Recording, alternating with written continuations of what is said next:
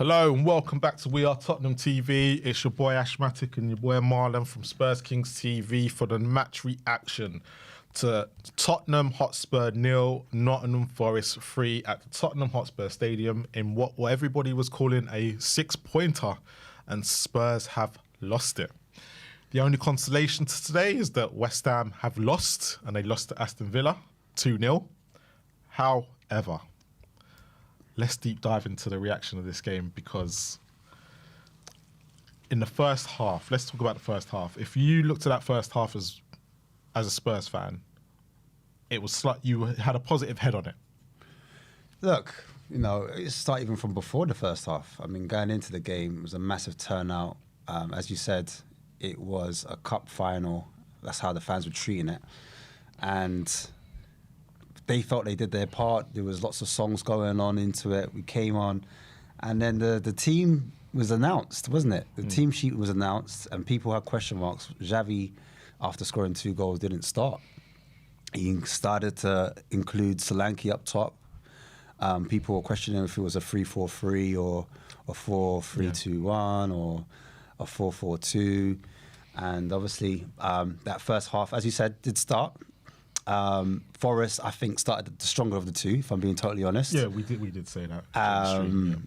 And it was a bit off. The crowd was a bit off at the start, I think. And then eventually it broke to us, and then things were swinging in our way. So that's how it looked for me in that first opening passage, that first 10 minutes. But then, obviously, we got a few chances, and Richarlison was, I think he was the main character in terms of like where things were heading at. He did get the chances in that first half. Yeah, he was the one that got the main chances, and then I think on top of that, it was Tell that was providing the crosses. Yep. Whether that be an open play or on corners, he was the one that was asking the most questions. And yeah, out of the two teams, I felt, if I want to summarise quickly that first half, you would have thought that, you know, we would be the more positive. However, before that happened, before the half ended, they got a set piece against the run of play, and they ended up scoring a goal. If I remember correctly, the stats in the first half were 3 shots from us, all off target. They had 1 and scored 1. If I remember correctly, that was the stats. It was weird because we had hit the crossbar. Yep. Through Twice. Richarlison, and then Tell also had a chance when he shot outside from the box. Keeper got a hand to it. Sells. Great save from That Sells. should really count as a shot on target, but they don't count those as a shot as a target because it hits the word work. Yeah. So it's I kind of hear what like the stats are saying, but it's just a funny stat. But yeah, on the face of it, if you take the stats away for a second, from what I was seeing, Archie Gray was doing well in terms of switching the play. I thought. On the ball, on the ball, he was like, you know, dictating from deep, I'd say. But on the other hand, I'd say we were playing a lot towards the left-hand side. It was a lot of, but then we would switch it onto the right and there'd be a lot of space. The problem was there wasn't enough crosses coming from that right-hand side. As we know, Porro's not really a winger or a wide player like that, but he's good at delivering. But we didn't see too much in the way of delivery from him. Spence, obviously, he put a nice little ball into Richarlison's path, which went down the side, and Richarlison played it across the box, and Solanke just missed it, but it was offside, so we can't really count that as a chance. But that was the first half. I've missed a few other bits where Van der Ven, obviously, he went charging down one side, picked up a knock, and then that eventually, you know what happened with Van der Ven. Also, Archie Gray picked up a knock as well. Yeah, I thought he'd come off a lot earlier. And we were calling for him to come off, but, you know, we've kept him on for whatever reason. I just hope we don't. Because, look, if we look at today's game, and I'm not Archie Gray's biggest fan, but if you look at that first half, it was Sarr was getting tackles in, Gray was getting tackles in. Yeah. The play was fluid. It looked positive. We looked like we were going to do something. And then they scored the sucker punch. It was the sucker punch. But we said, but as soon as that goal happened, we said, stay calm. And the first thing Porro goes and does is try and do a ball that he's never played in his life. And it kind of go, no, he needs to get him in at half time and go, don't worry about it. Let's keep doing what we're doing. But we are where we are, aren't we? Because Yeah, because we go into that second half. And he makes two two subs, substitutions, if they're not injuries, then he is messed up royally. If they're not injuries, he's messed up. He's actually done this before, where he's gone from a back three into a flat back four before in games. I think he did it for Atletico as well, where we started with a kind of like a back three and then we went to a back four and tried to change it. The issue is, though, is that I think it was a 4 anyway. Yeah, it in was that first four. half because it was a 4-4-2. he It was was playing left back, and yeah. but he's then got taken off, and defense didn't look like they were getting hit. No, if that makes sense. No.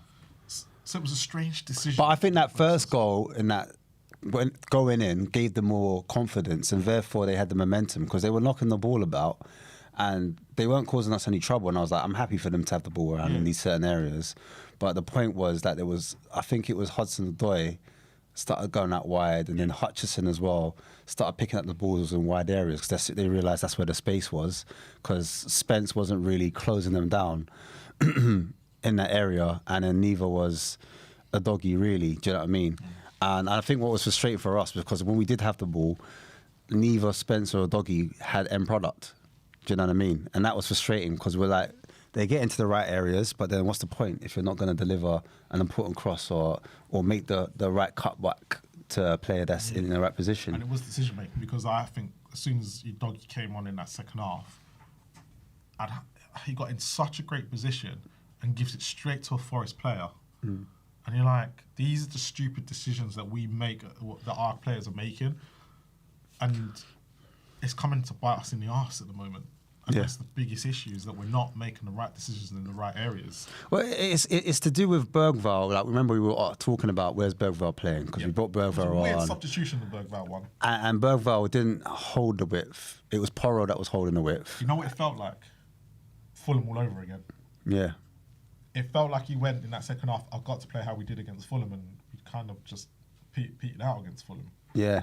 Bergvall was playing in between, I think, Richarlison and Solanke higher up. He was playing in that kind of pocket where he was like attacking mid. Out of the two forwards today, I was very surprised that it was Richarlison that came off, because Solanke was poor.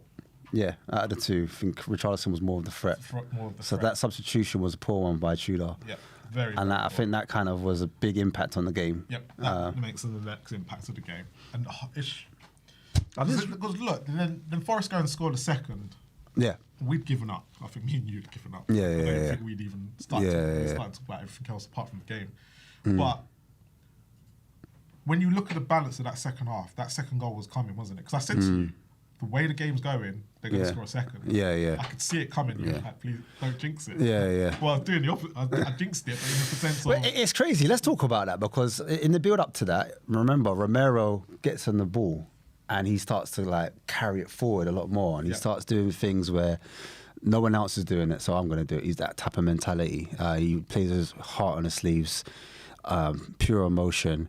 And to be fair to him, he does well in that area. He actually does well. But then they win the ball back and they punt it up the pitch. And then I remember the commentator said, I remember you saying Archie Gray's covering him, and he took a while to get back. Yeah. And then a few moments later, because that wasn't the direct impact of the goal, but a few moments later, I remember the ball comes back to us. They get the ball back. Their keeper just goes long, and it bypasses our midfield completely. Yeah. Goes out wide. I think they get like a little flick on, a little knock on. And then when the ball eventually does go out wide, I think it's Saar that's in the fullback position. And then that's when they whip the cross in. The cross goes in. And no. Yeah, so no, the ball goes to the byline, then the ball's cut back, because the cutback, wasn't it? Yeah, it was cutback. There's a cutback, and then Saar tries to go to the player at the front post, which I think he shouldn't have done. Yeah, he gives Wyatt. That's right. The freedom of Tottenham Hotspur Stadium. All by himself, and I could just see it. It looked like it was going in slow motion, because when he hits the ball, he doesn't even get a proper good shot on. No, and then that just what makes impact. It makes things worse in that sense, because he doesn't even get a great thing. And let's talk about it. Let's talk about Vicario. Do you think it was a mistake to start Vicario, knowing the injury that he has? Because those type of shots there, do you think... You've got to put it like this. This injury's not been just for today. This is injury for weeks. Yeah, I know. But then the club knew that, and they still decided to persist with him playing. And maybe that's the reason why he concedes goals like this. But again, he's been conceding terrible goals all season. So, quick stop the chat before I lose, because I keep losing them on this screen. He says, for fuck's sake, that was pathetic. Tudor has to go, surely. We'll talk about that in a minute. But Yeah, so Vicario, go back to Vicario. Yeah. For me, it goes back to Lad's statement in January about we're going to get players back, we've got this, we got that, and they didn't sign. They signed 2 players, which was Conor Gallagher and Sousa. Yeah. We needed a left back. Okay? Yeah. So fair play, we needed a left back. As a lot of people have highlighted, Conor Gallagher wasn't the right profile. It's not what we needed. Not what we needed. So you've then got a goalkeeper that comes up, plays against Atletico Madrid, and you have to take him off after 15 minutes. Personally, if I would have probably said, okay, everyone knows about this injury now. If you start Kingsley today, it's not on you. Yeah. Everyone knows it's an injury. Yeah. But you're starting him. You're now delaying his operation to now. So he'll go and have that tomorrow. Yeah. Okay, are they expecting him to be back in 3 weeks? Yeah. Yeah, probably. I think that's probably the idea and the thought process behind it. Problem is, everything that goes on with Tottenham and injuries, he won't be back in 3 weeks. He won't be back in 3 weeks. Yeah. So you probably are half correct. They probably should have just started Kingsley. And I think not the fact that any of these goals don't happen without Kingsley. There's other issues that would have happened. Yeah. But you get to a point where you just go, the people can start looking at the club going, you've left, no matter Frank, and you've left Tudor well short of players, thinking they're all going to come back. Because the players that have come back today have literally cost us the game. It's funny, like after that goal, Tell obviously comes off injured, but we were questioning, is it really an injury or does he just want to come off? Because, you know, the game's not going as well. He was one of the bright sparks. But this is it, bright sparks. And this is the problem that we're having with bright sparks. Are they actually good enough? No, we know they're not. That's not what we're talking about here. Because I said there was a lot of people in my WhatsApp group, they were for Tell. And they actually did a poll. And I was the only one that said, I don't think Tell is going to be good enough for what we need. And this was at the start of the season. And everyone was like, no, when Tell gets a chance, Obviously, he hadn't had a chance at the start of the season. Frank didn't fancy him because I think Tell wanted to play as a centre forward. Do you know what I mean? But obviously, there's no space up top, so they've played him off the left. Odegaard was playing there, but he got injured. So now Tell's had his chance. And I think for me, Tell, when he's in those forward areas, he's not clinical because he doesn't know what shot selection to choose, in my opinion. Yeah. And that comes with time. You know when to shoot, like, or when to square it, and what shot to do. Like, if you need to go laces, go valve, inside, instep, etc. Take a touch. Is it 2 touches and then shoot, or is it 1 touch and shoot? Like, these little details, they're going to come to you. And, like, to be fair to him, in this game, he does well in beating his man. He's done it a couple of times. He's beaten his man. He's put, as I said before, Aina on his bum. He's created space, he's created separation. It's that final piece he hasn't got. Now, we know we were missing a left-sided player. We know we needed a left winger to come in so that Tell wouldn't be the main guy, you know what I'm saying? He'll be coming off the bench and possibly, like, supplementing the squad rather being the main guy. Because you said it ages ago, Tell is the Son replacement. Yep. You said it. And for me, that should be enough for everyone to be with pitchforks and burning knives, whatever you want to call it, outside of Enoch's offices, wherever that may be. Do you know what I mean? I honestly think that's unacceptable. Like, not replacing Son and not having a left foot, because we've lost a lot of goals. We haven't had Kudus on the right-hand side, and he wasn't really a goal threat like that anyway. But equally, we've lost goal threat for the left because the Premier League's changed, in my opinion. It's no longer you rely on your number 9 to get you 20-plus goals. Do you know what I mean? Because you don't have a Harry Kane, though. You don't know, but even outside of that, look how many strikers there are. There's Haaland and Isak.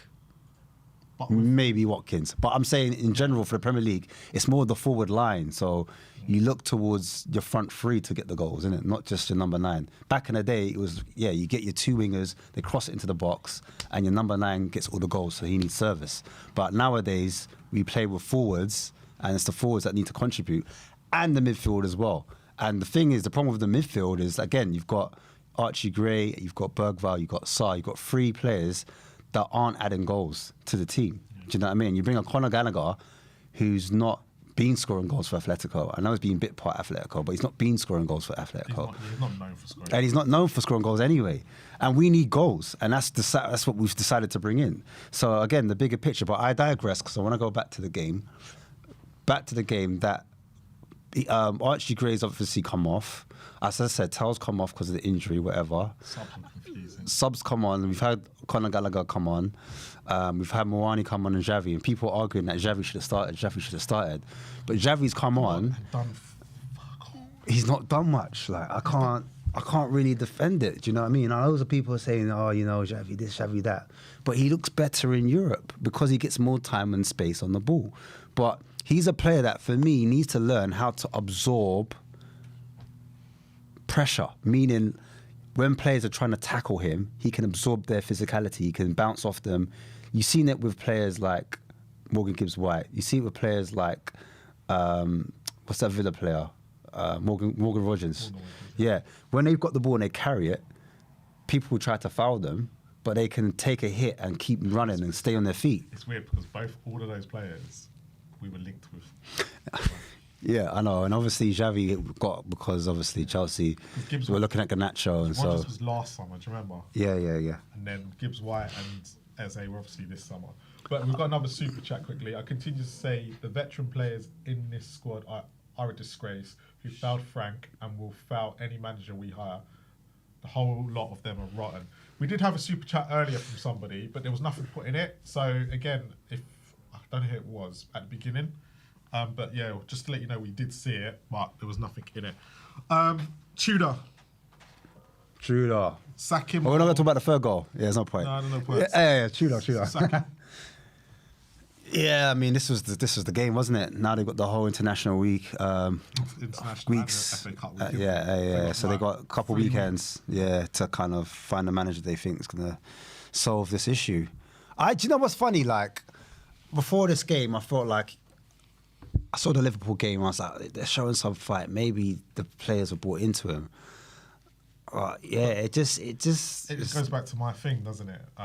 The pressurised situation. Yeah, there's pressure. It's the pressure, and is that down to the manager? How does he fix that? If the players, it's not him. Yeah, how does the player? Yeah, how does the man? You can put your arm around those players as much as you want, and that's probably what's been happening. And they still are going to foul you because the club, and it's a club thing. This is what people don't understand sometimes, how a club is run and how the culture of the club Yeah, definitely seeps into what happens on Levy coming in, giving watches, and Levy coming in saying, "Oh, I've never seen the team so relaxed before." Yeah, you know? Yeah. I've never seen relaxed before a final like this. It seeps into the players. Losers. You think Manchester City and those big clubs have that mentality? They don't have the mentality. They literally have to change it. There's something has to change within the culture of the club. Yeah, the leader, the top man driving it has to be like vicious, different, like hungry for winning, hungry for silverware, not hungry for top four. If you're hungry for top four, you're not going to win nothing. Michael Roach has said, sticking with Frank got us relegated. I've missed that now. Directors, hold on. Sticking with Frank got us relegated. Directors need to go. Yeah. $4.99. Big up Michael Roach /J4T. So the last question I'm going to ask you before we wrap up this reaction: are we going to get relegated? And we'll ask every single one of our guests is going to get this question: are we going to get relegated? I said yes before. I'm not going to hold change it. I'm not going to hold you. Like when it comes to the end of the season, I can't change it. I wanted to flip flop. I said today we'll win, but even before that, I said it looks like we're going to relegate. And I saw that Palace game that was the game I saw. I said, yeah, you know what, it doesn't look good. But even the Fulham game was for Tudor.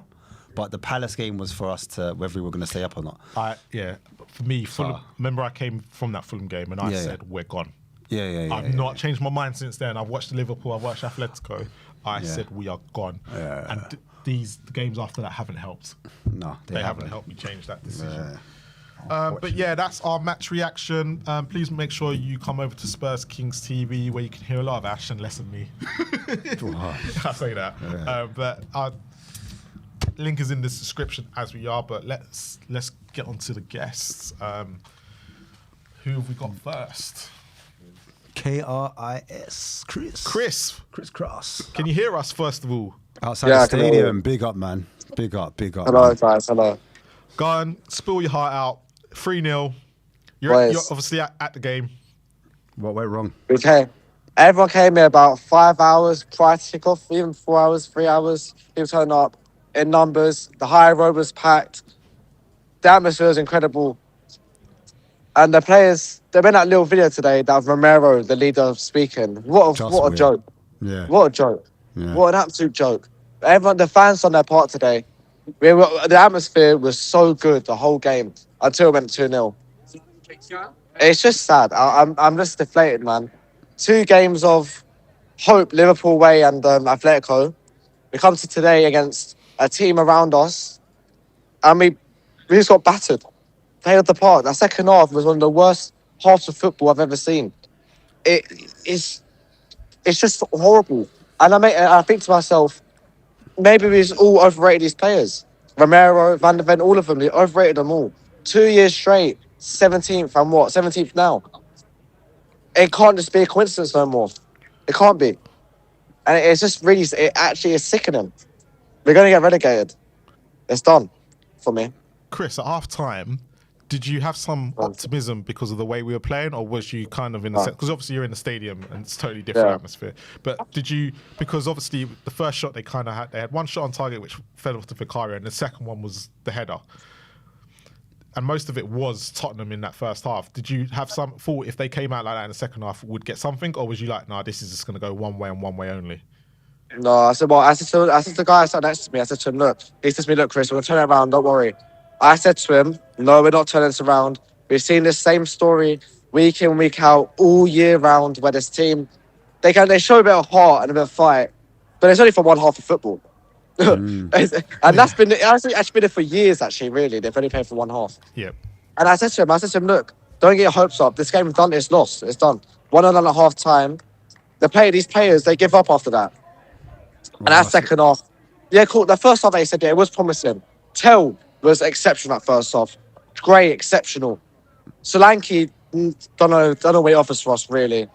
Richarlison just runs around. I don't know how Saar played 90 minutes today. Honestly, I don't know. But, yeah, I had no hope. Because the team improved to us last year, this year. 22 losses last season. And how many losses we got this season so far? Yeah, no, look, it's true. I mean, what players for you? You mentioned quite a few players there, but where did Tudor get it wrong? Did you agree with the team selection, or do you think he should have started a different selection, in your opinion? No, I actually was a fan of the lineup. I said we should have dropped Xavi because Xavi, Simmons, and every other of these players, actually all of the players really, in the Champions League, they proved they can do it on the Champions League where they get space and time. But when he comes to the Premier League, the intensity is higher. So I agreed to dropping him because he's too weak. And like we saw, he came on and I'm fuck all. So I agree with I actually agree with the lineup today. Like, I don't, with the players we have available, there's not much he could have done. I just disagree with his half-time subs that killed us. He subbed on an unfit Bergfowl and an unfit Udogi. How does that make sense? A quick question about, because you said you were there earlier. And you said, everyone turned up, got behind the team, blah, blah, blah. Yeah. Why do you think there was such a big turnout for the team who let us down, and the board have let us down, but there wasn't such a big turnout for the protests in the ENIC protests before? I don't know. But I think I guess this is more of a positive thing to do. I guess, like, get behind the boys, get behind the club. So I guess more people are set to agree with it and attend it. Whereas for a protest, it's all negative, and you feel like you're wasting your time in protest as well, because really you're protesting, but it can only get you so far. Because let's be real, we got Levy out. Levy did go. He went, and we've actually got worse. Because they hired the next Arsenal CEO, and Johan Lang from Aston Villa. When he was there at Aston Villa, they were so bad at Villa. When they had Johan Lang, and then Vinay, they also got rid of him, and then look at them now. And we hired them, and we lost Daniel Levy. So what do you think then? So what's the next step if there is another protest to get like Vinay and Langer out? These are the people that you said are causing the issue. They're not good enough for Spurs. Would you be turning up, or you think what's the point? I've been calling 2 minds. I probably would turn up. I would have to if I'm not working at the time. But I would definitely turn up because I think I'm actually sick of it. I'm sick of it. I can't believe we're at this club. Last season we won the Europa League, and this season we're actually one. Well, we're not even 1 point clear of relegation anymore, are we? Oh, we are. We're still there. Villa, West Ham lost in it. Yeah. But it's just it's a mess. And do you boys really see us winning against Sunderland away, or Wolves away, Aston Villa away, Chelsea away? No way, no way. We've won 2. We've got 2 get home wins in the Premier League all year round. Now how That's bad that relegation is? form. That's relegation It's form. it's relegation form. And Ben. as much as I want to blame the board and the owners and stuff, these players got to take some sort of responsibility as well. What player for me? There's I think one player, maybe 2 at push, that actually took the game to Forest, and that was Mattis and Archie Gray. Mattis and Archie Gray. Everyone else should walk down in shame. Van der Ven, where he disappeared at half time. Where did he go? What, a little stamp on his toe? We're fighting for fucking relegation, and a little sod on your toe, and you're fucking off the pitch at half time. These players, Richarlison, last when Everton were getting relegated, yeah, or well, there was about to. Richarlison took injections. He took injections, yeah, and he kept them up alone. Well, with help of his teammates, obviously, but mainly it was Richarlison. None of these players had that fight in them. None of them. Van der Ven should have. It's his fucking toe. It's his toe. Archie Gray got injured in the first half as well with his toe. He played on, and the guy's 19, and he showed more. He's more of a leader than what Romero is. What Van der Ven is. It's actually pathetic. It's pathetic. And the second half subs, like I said, killed the game as well. You can't sub off Tell and Richarlison over Solanke and Sarr. Like, it's brain dead. It's brain dead. And you bring in on Gallagher, who does fuck all. Why are you bringing on Conor Gallagher? Why? He offers nothing. He offers nothing to our team. And it's sad. What would you do with a manager right now? Because we've blamed every single manager going, and we're still getting the same results. So what would you do with Tudor tomorrow? Would you get rid, or would you just go sod it to the end of the season? For me, no, I don't think it matters what we do. I think either way we're doomed because we made the wrong appointment anyways with Tudor because when we sacked him as Frank, we kept him in charge for too long anyways, but when we sacked Frank, he was playing the 5 at the back for a long time. For his last 3 or 4, maybe even 5 games, he was playing 5 at the back system. So we sacked him. We all called for the sack. He got sacked. And what does Tottenham do? They hire another manager that plays 5 at the back. When clearly, with these players we got at the minute, it doesn't work with them. It don't work. You can't go into a game and play Pedro Porro right centre back. Like, what is that? And then today he's gone into the game, and they're cool. To be fair, we haven't really got many available players, but he's going to play Pedro Porro right mid. And at times in the second half, you saw Bergfowl right back and Porro further up the pitch. How does that make sense? But like I said, Tudor was the wrong appointment in the first place. You can't sack a manager that played 5 at the back and then hire a manager that also plays 5 at the back. Nothing's going to change. Nothing will change with that. We had to hire someone that's going to come in, tell the players that you're better than what the media's portraying you to be. You're going to make it to the World Cup. You've got World Cup to play for. He has to get someone to get behind the players. This guy came in and literally came out at the board straight away. Came out of the club saying, "Oh, there's a bigger issue." I respect that. I do respect it, but you don't do that at this point of time. You don't do that. You don't. And like I said to you, if sacking him, keeping him, it makes no difference to our season because these players will probably get sick of it. 3 managers in 1 season, the players give up on every single manager as well. We can't always blame the managers. We can't. It's impossible. 4 managers in 2 years?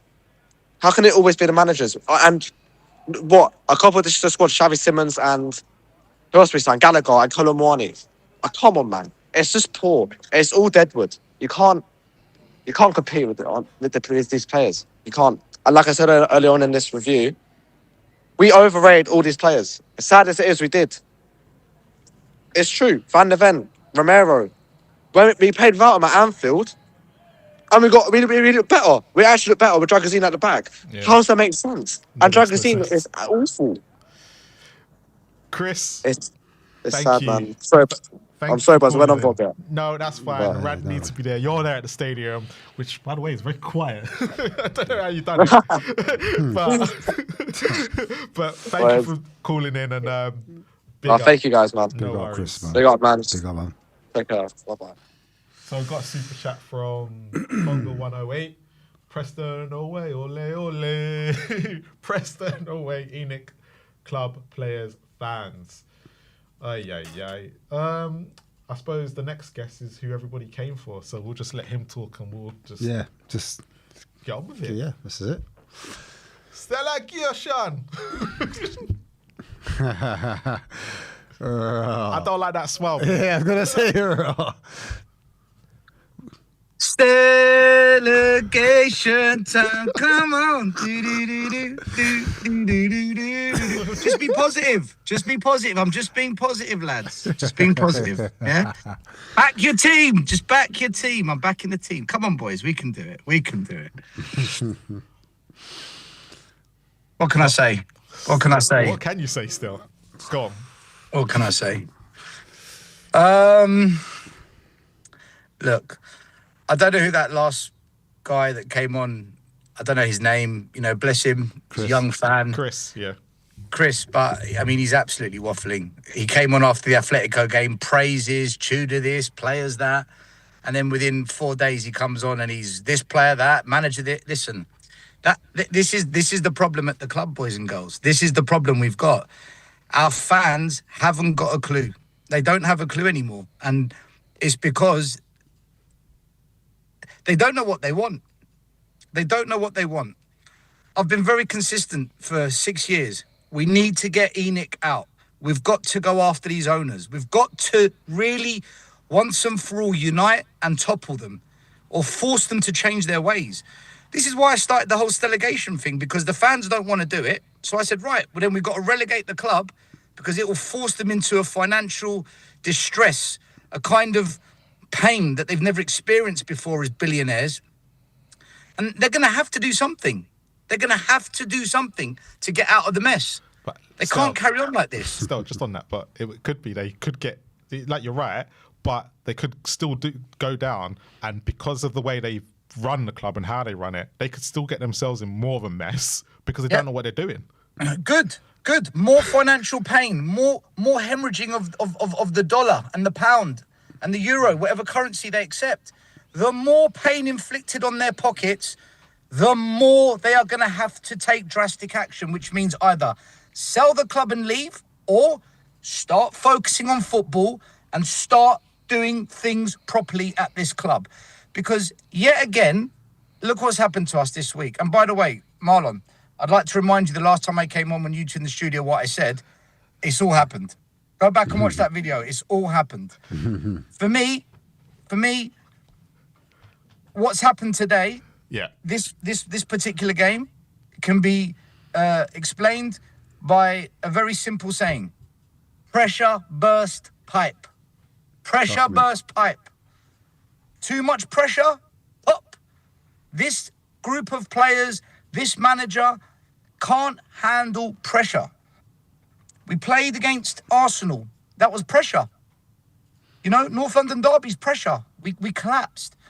We played against Fulham and Crystal Palace. Everyone said must-win games, especially the Palace game. We capitulated. And then we went up to Anfield. There's no pressure at Anfield. Everyone predicted a 6-0 loss. There was no pressure. And we did all right. Then we went to Atletico Madrid. It's our last chance of winning silverware. Pressure. We capitulated. Second leg, they come back to White Hart Lane. There's no pressure. There's no pressure at White Hart Lane because we're already out of the tie. No one expects us to go through. Of course we put in a good performance. Of course we beat them. Today was pressure, people. Today was pressure. And look at how we handled the pressure. Defensively, we collapsed. When it mattered, we collapsed defensively. And this is the problem at Tottenham. We can't handle pressure. And we can't handle pressure because poor coaching, poor recruitment, poor investment, manager merry-go-round, constant failure to bring through academy players who love the club. The club means everything to our academy players, and we neglect them. We push them to one side in favour of spending £40 million on Odeberts and Tells and all this crap. People are going to praise Mateus Tell today. What did he do? What did he do? There's no output. To be fair, he runs a lot. He runs a lot. He puts in lots of energy. He tries hard. He huffs and he puffs. No goals, no assists. But because he hit the crossbar, you see, look at that. Yeah, but mate, the assists are not on him either. The assists are not. But the assists are not really on him either, because when he's putting the ball in certain areas, the rest of the team, because they're not good enough too, they're not getting in the right areas as well. I get you on the goals bit because he's not great at that. No, Marlon, you're not doing this. No, you're not doing this, right? Let me. No. I'm doing it, Stel. I'm doing it. Bro. I'm not gonna get it in the chat. You are. Listen, I don't care what the chat says, because the chat has been so horrendously wrong and so full of nonsense, and we are going to get onto that. We're going to get onto this street party that we had today, this Tupperware party. I tried, chat. I tried. Well, they think it's carnival. We're in a relegation battle and we're partying. It's right? mad still. We're going to get onto it, because there's plenty I need to say on that. But Marlon, I did an analysis on my channel. Cheeky little plug, Mr. Stelios on Spurs. I did a 1 hour analysis on this game. Who? It's not in your name. Your name says Stelios. You gotta promote. Go on, Stel. Sorry. I did an analysis on my channel, Mr. Stelios on Spurs. I did a 1 hour analysis. Friday, I put the video out. And Morgan Gibbs-White creates the most big chances and has scored the most goals for them this season. He's the man we have to stop. Surely you start Paulinho and you say, man mark Gibbs-White. You're our best number 6. You're our best defensive midfielder. Man to man Gibbs-White. He's the man we got to stop. No. We start Pape Sarr and Archie Gray because they played really well in games when there was no pressure. And then, up top, do you know who's created the most big chances for Tottenham Hotspur this season, Marlon and Ash? Do you know who? I'm going to take a guess. Could it be Porro? Porro? You, Marlon? Romero? Porro? No, in the Premier League, who's created the most big chances? Most big chances for Spurs? Well, that's a stretch. I'm going to go for Romero, probably. The most big chances created this season in the Premier League for Spurs is Xavi Simons. He hasn't got the assist stats because, like you said, to Tell, right? You defending Tell, but they don't put the chances away. They don't put the chances away for Simons. He's our best player at creation. Facts. Stel, you just said something I agree with. You got to agree. The data don't lie, Marlon. You have to. There's no choice. Right? He's on the bench. This manager puts him on the bench after he had an absolutely fantastic game. Yeah, there was no pressure in the Atletico game, but surely you say, you know what, let's give him a crack.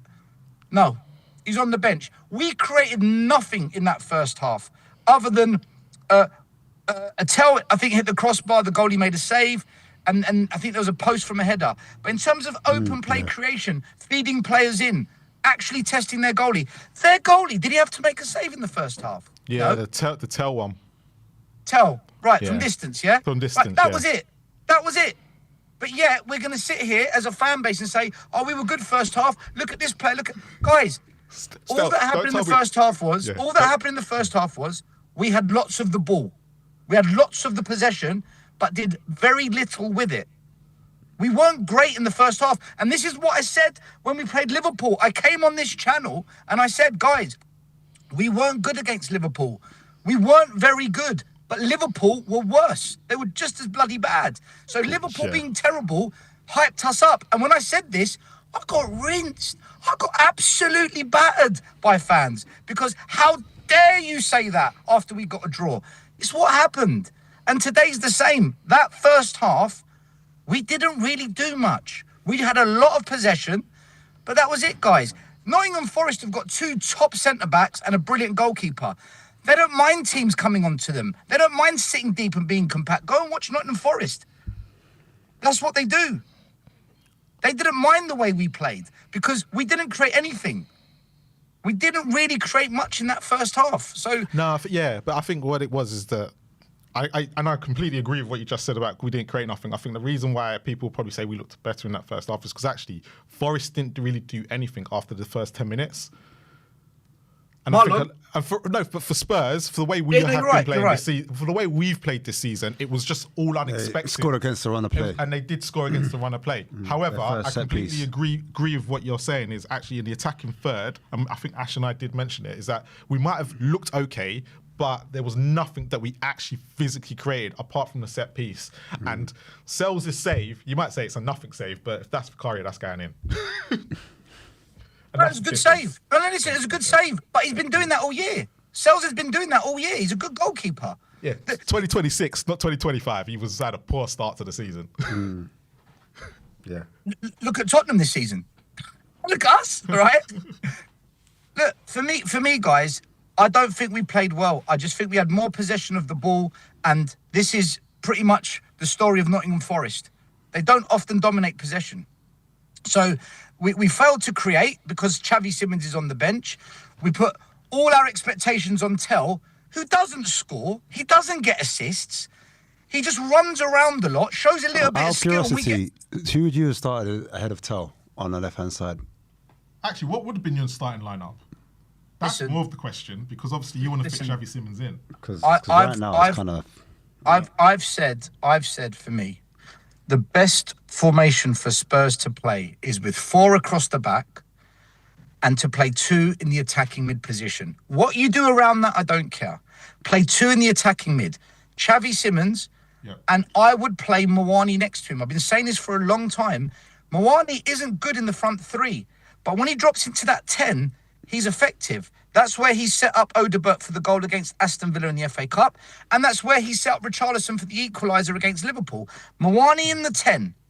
Next to Simons, I think we will get the best out of Mawani in this team. I don't think Mawani's good, but if we're going to get something out of him, that's where I would play him. Simons has to play because he's our most creative player. Facts. He has to play. He's your number 6 because obviously everyone's... Paulinho. Archie Gray at the moment. Listen, guys. Archie Gray's great when there's no pressure. Archie Gray's great when we don't need him. Today we needed big players to step up. This was everyone said it's the biggest game of the season. For fuck's sakes, we put on a street party. That's how big we thought this game was. You know, we had a carnival. Hey, without the street party, it was going to be 6 or 7. Is that what we're going to go with now? Because of the street party, it would have been 6 or 7, mate, if it weren't for a street party. 6, 7. Paulinho needs to start every game. He's our best player in the midfield. He should be the captain. He's played for Bayern Munich, man. He's got Premier League experience. He's an old head.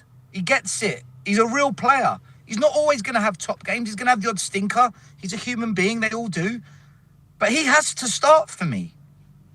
And you've got to play. He stops that set piece that they scored in the first half at 1-0. That set piece they scored, guys, is down to us just being crap at defending. You know, when Thomas Frank came in and everyone said, oh, look, he's made us better at the back. I said, guys, I don't know what you're watching. And then as the season went on, everyone realised, actually, we're not that good at the back. We have not yet had a coach come in this club and actually coach good defending. We don't do it well. And I don't blame that on Tudor because he hasn't been here long enough. He's only been here, 4 or 5 minutes? Is he not sacked yet? Is Tudor still... Is he not sacked yet? Still, do you think... Actually, still, on the defending part, though, do you think that's more down to personnel than the actual coaches themselves? Before you go further, it says here, Igor Tudor will not be undertaking post-match media duties as he's just been informed on an immediate family bereavement. Oh, okay, cool, sorry. He's had a family bereavement, so there's no sacking. Listen, it's just drama, isn't it? It's more drama, it's more deflection. If it's true that he's got a family bereavement, then do you know what? Condolences to the man. You know, at the end of the day, there's bigger things than football. So if he's got family issues that are urgent, then the man deserves to just go and do that, forget football. But look, I never wanted Frank at this club. You know my stance on Ange, guys. I got called flip-floppios, and I stick by the fact that sacking him created a disunity when we had unity for the first time in 2 decades. We actually had proper unity. well, not 2 decades, since Poch. Hiring Frank, I was never on board with it when everyone else told me, oh, but we just need a coach and Frank's made us strong at the back and blah, blah, blah. I never wanted Tudor. But as soon as we hired him, after the Arsenal game, I said, get him out.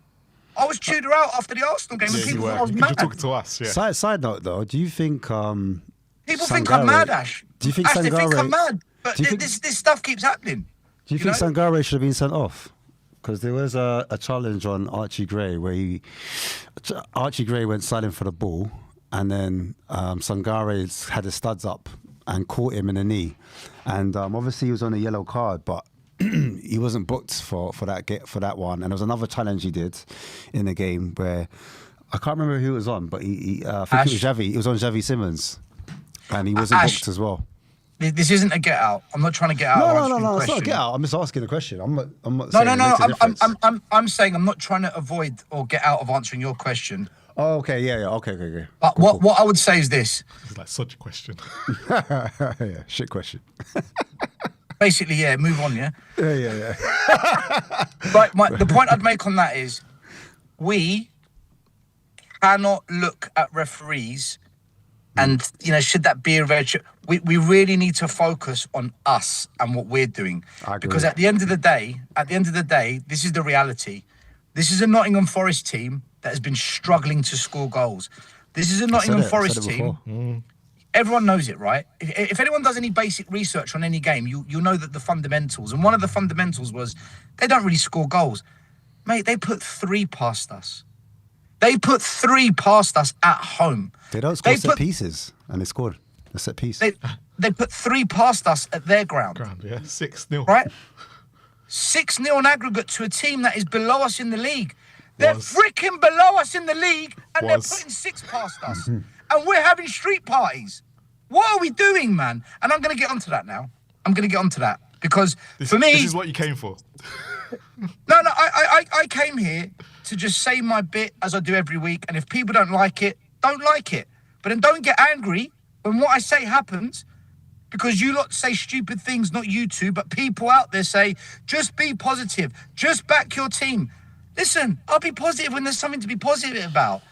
I always back the team. I just hate the regime. I despise ENIC. I want them gone. I want them to change, which is why I say things like Steligation. We need to hurt them financially because the fans ain't going to do shit. This fan base is weak, very weak. And I had an argument with Change for Tottenham on the Spurs 5 on Monday. Connor came on, fair play to him, respect. Takes balls to come on. And I told him my truths. I told him I'm not happy with what Change for Tottenham have done. I'm not backing you lot anymore. You should never bow down to other groups. What? Because the Spurs Supporters Trust and Song Sheets and Shelf Side whatever and some youth little group we've got in the club, 17 something. What? Because they all want to collaborate with the club, and of course the club collaborates. Because if you're ENIC, you're like, yeah, you want to work with us, yeah. You're not going to protest. You're not going to call us out. You're not going to highlight the damage we've done to the club. We'll put on a team bus for you. Absolutely. And I'll tell you what, have a free drink on us as well. Come into the stadium early. That's right. Have a free drink. Have a free drink. And Romero's statement will never, ever, they'll never live that down now. That's embarrassing. Just the street parties alone is embarrassing. But when I saw Romero's thing yesterday, that killed it for me. I was done. I was like, what are you doing? Bro, when people like me and Brian Daigle continually hammer the ENIC out, the Levy out, all this stuff, we don't do it because we're anti-Tottenham. We don't do it because we hate everything in life. I have a good life. I live in Cyprus. I've got the sea to the left of me. I've got the sun in the morning. I've got the green hills to the right. Everyone's friendly here. Food is amazing. Mate, and you got us to Tottenham. Mention us. Cool. Tottenham isn't something that makes me hate life. I just despise what's going on at this club, and our fan base has sold itself short. This collaboration with ENIC for that team bus, of course ENIC did it. It suits them. This is what they want. And we had the parade on the high street. We did the big team bus thing. What happened when it came down to the crunch? We got battered 3-0. And then, I get told, just back your team for fuck's sakes. 2-0 down, fans walking out the stadium. 3-0 down, I've never seen a more empty stadium. More fans walked out than they did when Change for Tottenham said let's stage a walkout. More fans walked out at 3-0. Clip that. Hey, crazy. Clip it, real Crazy. talk. What do they say? What do they say? It's Stand mad. up, stand up, sing up, stay up. What a load of nonsense. What is this gaslighting? What was the other thing we said? Always together forever. Where were you? You walked out. What do you mean no matter what? And this is my problem, guys. This is why I am the way I am when it comes to this club. Because this gaslighting has wrecked Tottenham. It has wrecked the football club. And any little tiny chance of positivity, everyone jumps on it like a rash, making out it's this big thing, like beating Atletico 3-2. Like Mateus Tell having a half-decent performance. That's it now. We've got to jump all over that. This is it, boys and girls. Take off. Why can't we just stay back and say, can we see what happens when it really matters? Can we actually play 5 games without a loss before we get carried away? Can we just have a little bit of being humble? But we can't do it. And we just get carried away, and the same thing happens. And I was saying all week, Marlon, Ash, I was saying this all week. First game of the season, we beat Burnley 3-0, and then we beat Man City 2-0. And I came on and I said, look, Burnley are going to get relegated, and Man City, we always get a result. Why are we getting hyped? Oh, you just love Ange. You're only saying this because you love Ange. You just hate Frank. And then 6 months later, everyone's Frank out.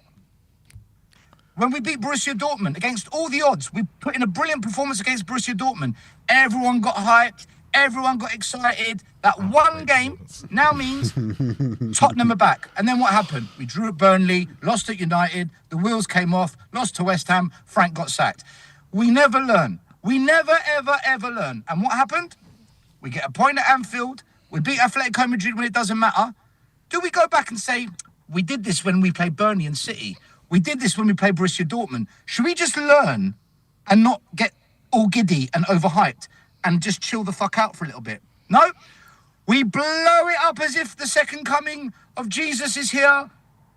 We've got to get a bus and all the fans on the high street. This is it. Look what happened today. This always happens because we as a fan base never learn. We let Enoch off the hook, and every time Enoch get off the hook, they laugh in our friggin' faces. I'm not surprised we lost today. I'm really not surprised. I'm shocked that we got hammered. I never saw a hammering coming. No way. I predicted a 1-1 draw, but I can see a world where we lose. I never thought 3-0. But I never got carried away with it. I was never one of these fans that said, oh, we're good. You just hate Tudor. No, I say it as it is. I came on this show, guys. I came on this show after the Liverpool game and I said this. And I got rinsed. Where are those people now? Where's all those people telling me stay up, sing up, swing it, shake it, move it, make it, whatever the words are? Where's all these people that are saying things to me like, just be positive, just back your team? And they all walk out the stadium. Get real. Did you see Chris when he came on and how quiet it was outside? Like, you don't expect that, especially at a football stadium, to be that quiet. We could hear him clearly, nothing in the background. And it's not like he had us on, he had earphones in. He had his phone. He had his on his phone. There was nothing on the high road. Was perfect. Vintage ones. I feel sorry for fans like Chris because he's young and he doesn't quite get it yet. And he hasn't experienced Enoch long enough. I think he got it today. No. When I say he doesn't get it, I don't want to belittle the guy and make out he's stupid. What I mean by he doesn't get it is he hasn't experienced Enoch long enough to understand the pain. He hasn't felt the pain. And he just wants good vibes, good time. You know, when we were all young, we just wanted good times, good vibes. And I get that. But that is part of the problem because we've got the 30, the 40, and the 50-year-olds are like him. And that is concerning because they all protect Enoch. They protect Enoch with their behaviour. I was sent video clips today. Fans are in the South Stand buying beers, buying pizzas after the game. So, Del, can I ask you a question? What are you doing, man? Can I ask you a question? One last question before we do let you go. There's always been this narrative that the board deserve relegation, the fans don't. Do you think that narrative is kind of wrong because we've allowed this to happen in the last 5 years? Well, 5 years, I'm going to go since the Champions League. We've allowed this to happen to us over the last 25 years. And maybe, like you're saying, regarding the celebrations today and being behind your club, the decisions we're making as fans is part of the problem to why we're in this situation too. I fully agree with you, yes. If we go down, the fans would have facilitated the demise of Tottenham. Not all. But a lot of fans would have facilitated ENIC doing what they've done to us because of our choice of behaviour. If you look at Chelsea, Arsenal, Man United, Newcastle, you look at other big clubs, the way they unite against their board when it matters, they're a different breed. Spurs fans, I'm sorry to say, we're the weakest of the lot, very complicit, and we are over-tolerant and over-accepting of ENIC. Because I don't know what it is with us. It's why we're down here, you're right. Out of the top six, the big six, we are the most complicit fans, I think, out of the big six. Like the other big six won't have it. They wouldn't have this type of... Do you think it's because we think we don't deserve to be there? Is that part of the problem? No, it's because we are a fan base that doesn't demand high standards of our club. Yeah. We're a fan base that doesn't demand that we challenge to be the best and be what Bill Nicholson and Keith Berkhamshaw and those man them tried to do for us.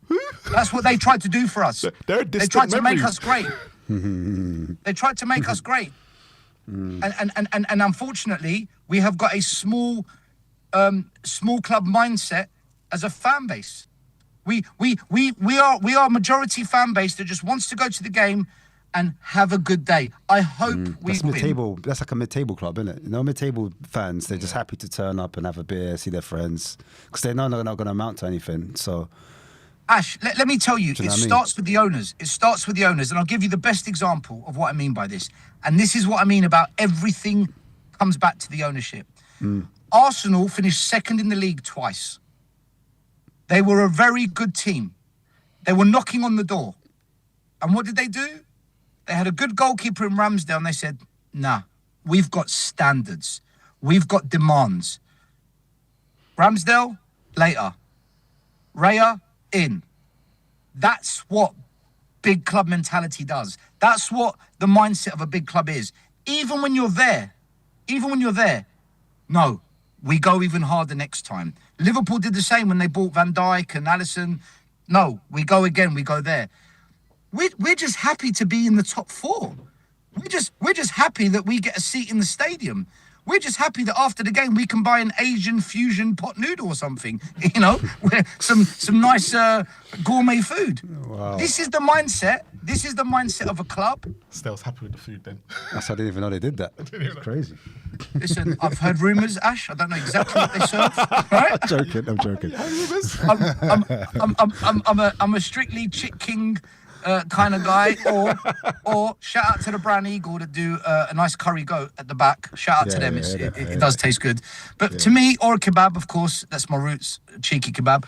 But the reality is, guys, our fan base is far more tolerant and far more accepting of mediocrity, and they will give you every excuse under the sun as to why they're like that and to why it's okay to be like that. And yet they want us to be a big club. We will never be the big club that we can be until our fans raise the standards and demands of the owners. And having street parties and street festivals and letting ENIC off the hook, that's not the way to do it, guys. I'm sorry, it's not. Save the street party. Save the street party. Keep behind the team. You've got to keep behind the team. Keep behind the players. Back the team, not the regime. And fans that walked out the stadium today, shame on you, because you're the same people that come for me for talking the way I do. Have a street party when we lift silverware.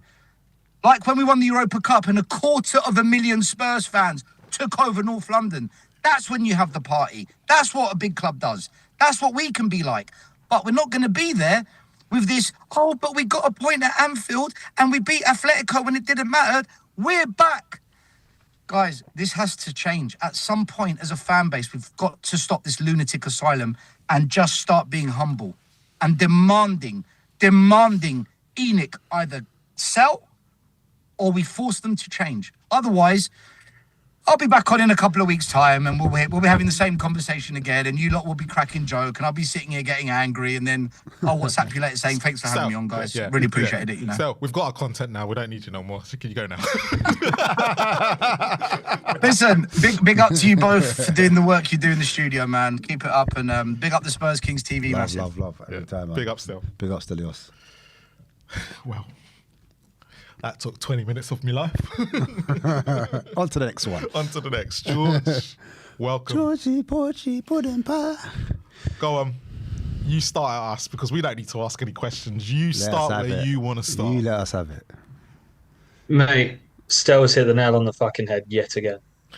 Like, George, you're not allowed to say that. You're going to get in trouble. You boys won't know this. Whenever I come on, it's always following Stel or right before Stel, and it's so hard because he says everything that I want to say, but he says it that much more eloquently. It's it's crazy. The problem cannot be put down to the fans from the club's point of view anymore, where the fans aren't supporting us enough. They're not doing this, not doing that. Look what happened today, and on the pitch, it just was shit. It was not good enough. But as he said, like it's the mentality, it's the small club mentality that is really killing us. There's a few things I want to sort of bring up about that, referencing what Stel said. When he had his little outburst on Tell, the levels within our club and our fan base of what we demand is so low that performances like what Tell put in are praised. Now, Tell was arguably one of our better players today, but he was still only a 6 out of 10 at absolute most. But you will see loads of people talking about him for the next week, 2 weeks, 3 weeks, saying that it was one of the best performances we've seen from him. And stuff like that is only bred from how bad we are in other positions. Manager, big problem. I'll come on to him in a minute. But how the hell is Sarr still playing professional football? I've seen one good game from him in the whole time he's been at the club. One acceptable performance. It doesn't make you a good football player to be running around like a headless chicken, putting in a lot of distance. You actually have to be good with progressing the ball and moving forwards. And he's just not. And I kind of make him a bit of a scapegoat. But today was completely... There's no excuse for it. And I don't get how anyone can turn around and say he's a good player. But moving on to the lineup. Igor Tudor, first and foremost, cannot, should not, and should never be anywhere near the Premier League ever again. What did you guys think about that starting lineup?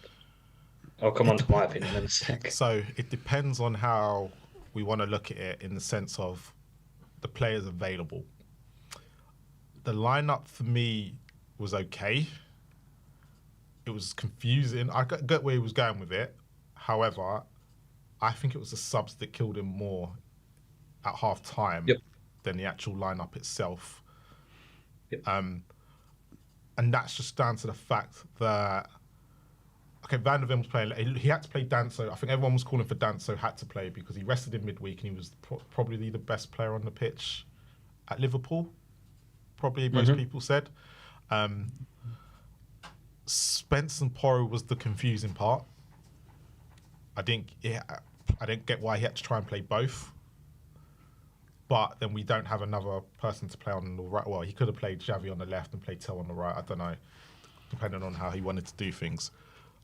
Yeah. It was. I think for me, defensively we were okay in that first half. We didn't look like how we did in the second. Once Doggy came on and he kind of messed, and then he went and put Porro right back. And I think that's where I do have my issues with him, especially when Bergvall and Udogie are only half fit. And you just play into, they've got Anderson, Gibbs White, and Sangaro, who was just running that midfield as it was. And the question I've got for you is the Archie Gray scenario, because you mentioned earlier about the performances, but everyone's screaming at how great Archie Gray is. But is he just part of the same issue that because we're seeing performances of where they wasn't where they were, that Archie Gray is now looking decent because we have dropped the standards, or is Archie Gray the next best thing? It's exactly what I'm saying. Exactly what I'm saying. I mean, I don't think he's a bad player, but in the Premier League, which teams does he get into?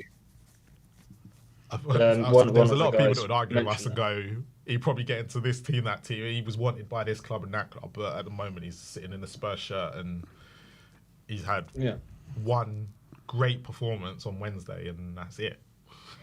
Yeah. He's been with regards to him, it is difficult because obviously he's been over the last couple of seasons, he's playing so out of position, and he's only just coming back into his position. But a lot of this season, when we've had good games and when we've had bad games, it's all hinged on the midfield. I don't think there's a single game that hasn't. But how we can go into today, going back to the starting lineup, how we can go into today and not have Xavi starting. I know there was a lot of fans in the pre-match pump-up who were not happy, and I was one of them.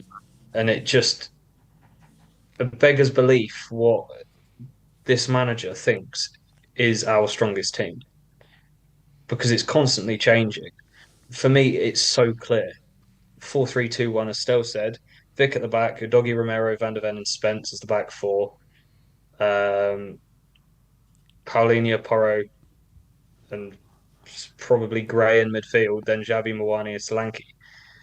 But we need to get away from the idea of constantly having two wide attackers with one in the middle, because what's that breeding? Just crosses, and any team like Forest have got enough people back defending, parking the bus, especially when we're 1-0 down. They can take their foot off the gas. They can step back, get crosses in, gets headed away because they've got so many players over us. And it's like with Frank it was a problem as well, but even more so with Tudor since he's come in, that there is no alternative style of play.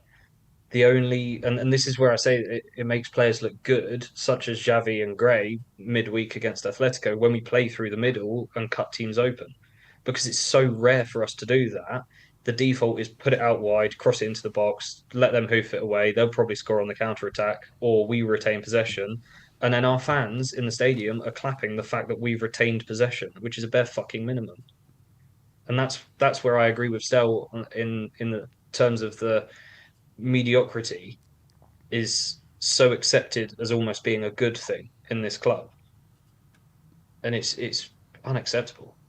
But those subs, what were they all about? Honestly, Van der Ven coming off. They've said in the post match presser he wasn't injured. It was a complete tactical decision. Oh no, jeez. Oh dear. Yeah. So my question to you: will we get relegated? Yes, I've been saying that for the past month. I have not seen anything that will change that. The only thing that could potentially change that is if we play our strongest starting lineup like we did midweek against Atletico, which we just scraped a 3-2 win. But we still let 2 goals in the back. Yeah, we did. Yeah, we did. It was one of those games where we were lucky. Like, let's be honest here, Atletico were not a good team midweek. No. They weren't good in the 5-2 game either. Like, if you actually deeped it down by after the mistakes, they weren't. The Atletico that turned up was not the Atletico I was expecting. And I think if it was more, even if the mistakes hadn't happened, I don't think we come away from that game 5-2 down. Maybe 2. It may have been 2-2, 3-2 to them. I think it's a lot closer than people envisaged, but the mistakes just cost us.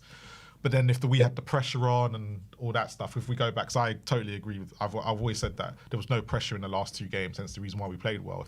If there's pressure on us, then we probably collapse anyway. So yeah, 100%. And the way I see it, especially midweek against Atletico's, it was up there with one of the best performances I've seen from Spurs in the past 2 years.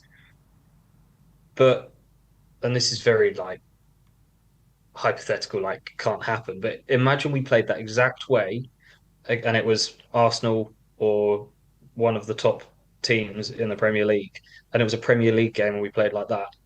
Do you still think we would have won 3-2, or do you think we would have been absolutely battered on the counter attack? So it's really weird that you say that, because I said that the problem is that Atletico didn't play with a Gibbs White, an Odegaard, or someone in that number 10 Yes, role. And that just made us exactly. look so good because they literally just was kind of like, we're just going to defend this. Typical Simeone. We're going to literally make sure that Spurs can't. And we did. We couldn't really break them down. And then when we did, their goalkeeper was actually making top quality saves. So Yeah, the problem is that because we didn't have to think about what was going on behind there until Alvarez puts it top corner again, which was our mistake. We're not going to get that in the Premier League. We're going to get number 10s that are going to be drifting into the space like Gibbs White did today for that second goal. yeah, yeah. And don't get me wrong, I'm not coming out and saying that all of our players are shit. I rate a lot of our players, but there's a hell of a lot more that I don't rate. Yeah. And that seems to be the problem across the whole fan base is a lot of players will look at our starting 11 and say there's a good 8, 9 players in that who are good enough. We just need the odd upgrade here and there. Yeah. And Yeah. I am completely the other end of the spectrum on that. I mean, for example, I like Solanke, but he's a downgrade on what we had previously. I Anybody like was going to Tell. be a downgrade on that, though, no matter who we I got. know, I know.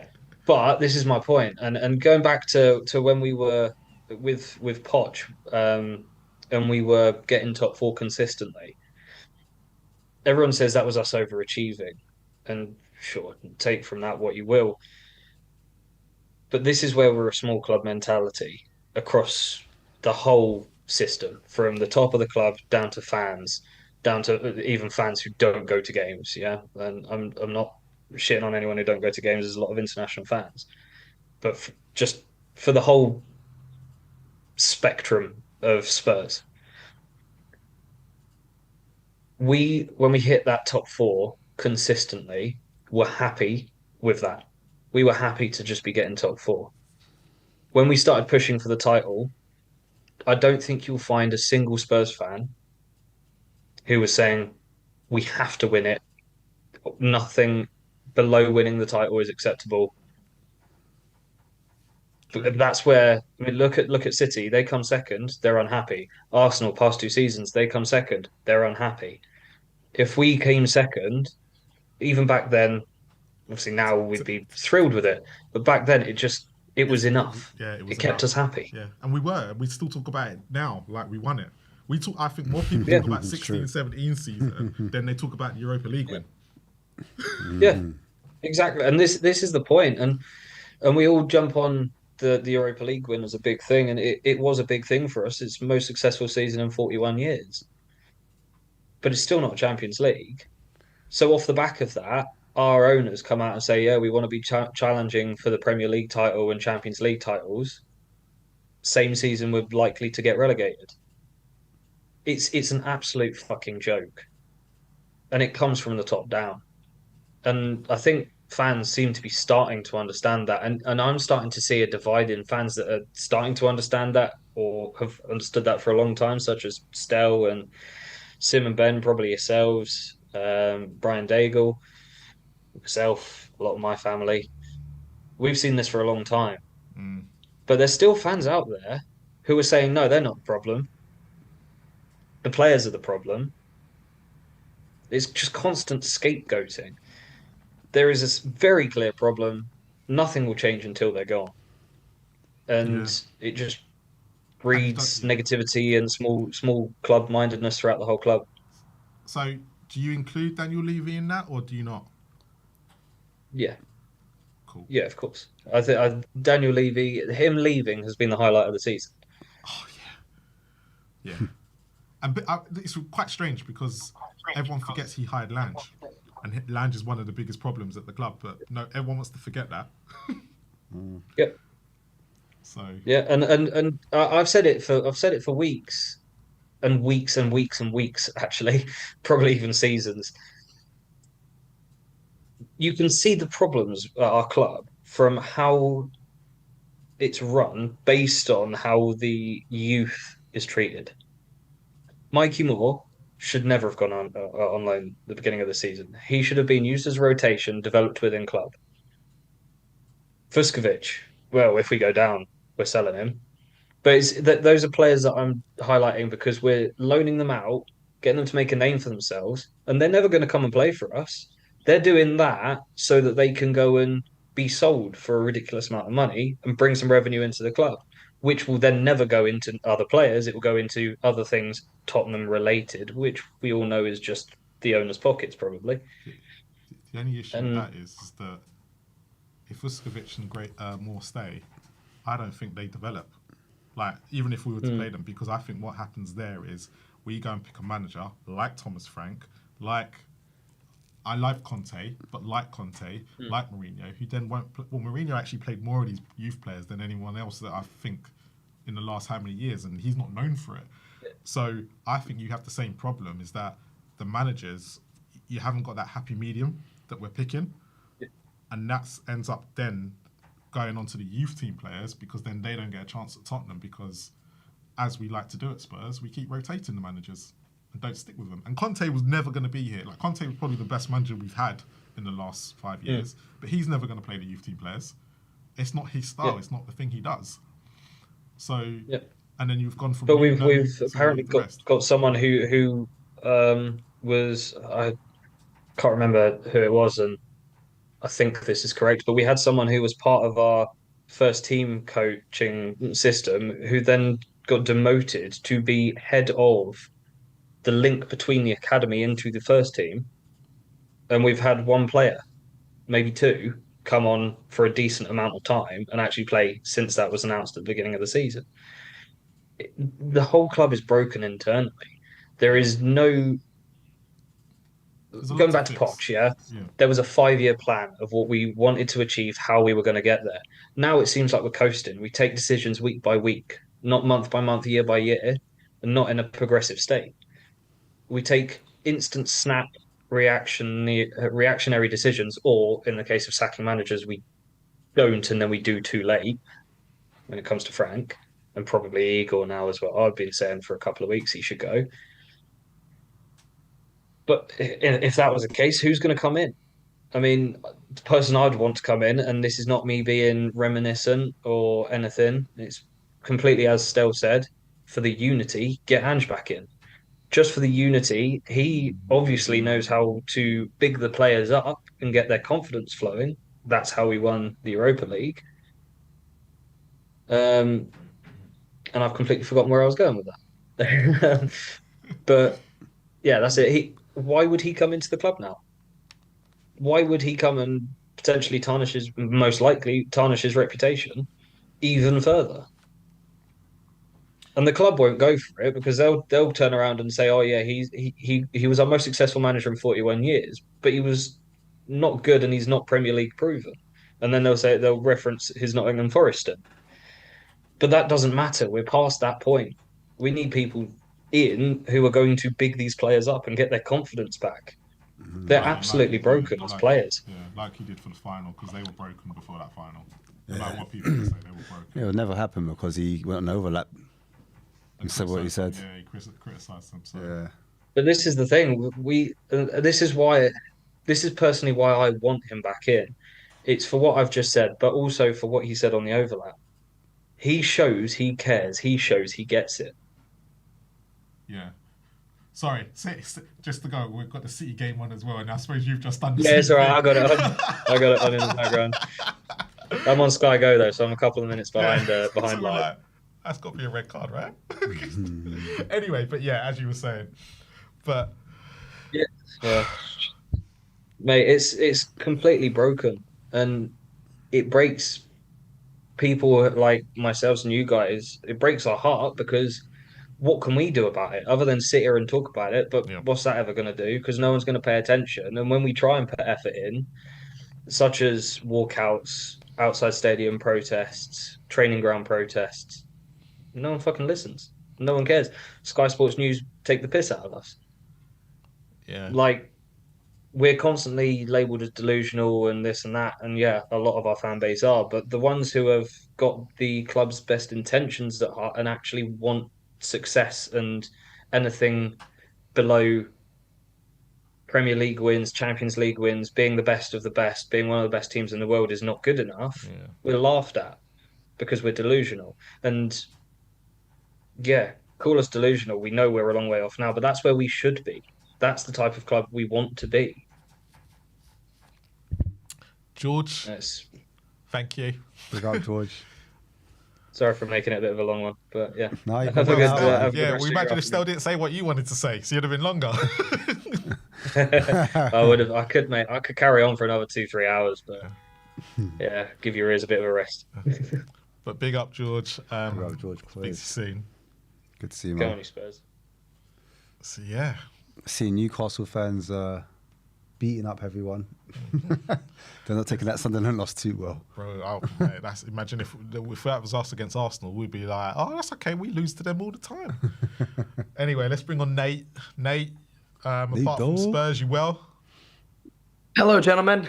I am broken both mentally and physically. Had a tough run of it, but I just came back from vacation. I was in the Bahamas for 4 days. Thank God I didn't see Joe Lewis. Otherwise, I probably would have took his head off. But what can I really say that hasn't already been said? I think everybody else before me, my predecessors, have done very well at explaining the problems. The problems are not with there's just so many different problems. It's like, where do you want to go down? What rabbit hole do you want to go down? You want to go down the fans? Okay, there's that. You want to go down the players? There's that. Do you want to go the manager? There's that. The owners? There's that. There's an amalgamation of problems that have resulted in us to be relegated. You look around the league, and the only chance we have to stay up anymore, guys, is if West Ham just completely shit the bed. That's our only chance of staying up. Which We're not. Yeah, well, hopefully, I'd love to see them go down, but realistically, look at our games left. We're not winning anything. Look at the schedule. We've got to go. Our next game will have Kudus back forward, which will help us a little bit. But we've got Sunderland away, lost. Looked what they did to Newcastle today. Not a chance in hell we win that. I think we got to go to Molineux, which if they're fighting for promotion, they're going to want to beat us. Forget it. Villa will steamroll us. Look at what they did to West Ham today. Chelsea away, we never win at the Bridge. And then Everton, who are borderline a Europa League team. They beat Marlon, Chelsea, didn't they? Yeah. tell me, you guys, I've listed the fixtures. You tell me any of the teams you think will win. Maybe the one against Ipswich. Port Vale. No, we ain't winning. Maybe Lincoln away will be a tough ground to go to. Lincoln. Yeah. We're gonna play. We're gonna lose to fucking Wrexham next year, man. Oh my god! Like, do you imagine like an away day at Wrexham? Oh my! But I think George hit it on the head when he talked about international fans. It's like the fans we have that I feel terrible for you guys. You actually have to go watch, but like there's a person like me who. I would do anything. I live 7.5 hours away. I would do anything to even go to a game. I don't care if they get rolled. But just to even, I love the club so much that it's like, us international fans, we would do anything. Yeah. But it's almost like the fans are negligent of the fact. They're like negligent unintentionally because they don't understand how we feel. Because to them, it's like, oh, let's just go have a good time at the game. We're going to go have a beer with the boys, watch the kick around, sort of like that. But there's like actual passionate fans that exist outside of England. A lot of people don't seem to realize that. Yeah. And it's so frustrating that these fans that just show up and they just don't give a shit. And like it's just so frustrating, man. Like being almost like an outcast, being like, I can tell you, I'm Canadian. I'm proud to be Canadian. There's not too many Canadian Tottenham fans where I live. I live in a small town. You better believe that anytime I roll up to school after a result like that, when I go to school tomorrow, that I will be absolutely drilled by anyone in the hallway, right? There's nowhere to hide. But when things go well, I'm able to share my thoughts on the club and how much I love the team, right? Yeah. And so it's kind of just an off center. But us fans, we would do anything for the team. And there's cowards over there who just refuse to do what needs to be done. It's like, if you got to wonder if these, Kendrick Lamar said it best. Do you think it's a culture issue, Nate? Because of it's a very, like you said, because like you said, the club offered a free beer today, and that's a very an English culture thing to do. That's what we do. We love a beer, go drinking with our mates. It's just what us, it's what we're known for. Well, if you get a free beer, you probably spend some more drinks because you're going to be more drunk. And the more drunk you are, the more you are likely to spend. Yeah, so you think this is like what? Because obviously, because culturally we are like that. Do you think that's part? Well, and it's very in Spurs fans right now, because I think a lot of people have said that apart from if it was Manchester City, if it was Arsenal or Manchester United, they're not accepting this, but we seem to have accepted it. Yeah, I'm just going to bring up Kendrick Lamar. I've got this vinyl in my room, which is one of the best albums ever made. Another There's a Spurs song fan. on the back of that album, the last song is called Mortal Man, and there's a line that Kendrick Lamar uses in the chorus where he says, "When shit hit the fan, is you still a fan?" And that's you can take that a bunch of different ways, but you can apply it to here as well. When shit goes bad, and clearly it has, we're going to get relegated. Are the real fans there? No, because instead of protesting and trying to find solutions to the problems, we say, "Oh, let's have a free beer. Let's go get behind the players. Come on."